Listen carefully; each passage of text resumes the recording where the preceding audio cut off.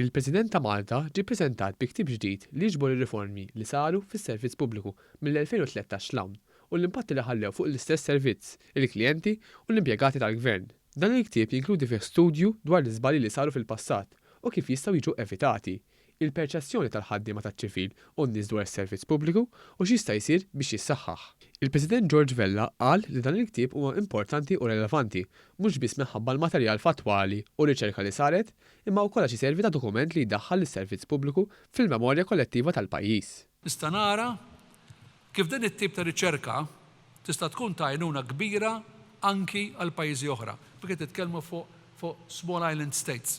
U nafu li hemm ħafna illi jaqgħu f'dil-kategorija li jistgħu jadattaw dak li f'dak il-ktieb. Waqt il-preżentazzjoni ta' dan il-ktieb, il-kap taċ-ċivil Mario Kutajjar qal li b'din il-pubblikazzjoni is-servizz pubbliku jista' jkompli jikkonsolida fuq il-bidliet li jagħmel.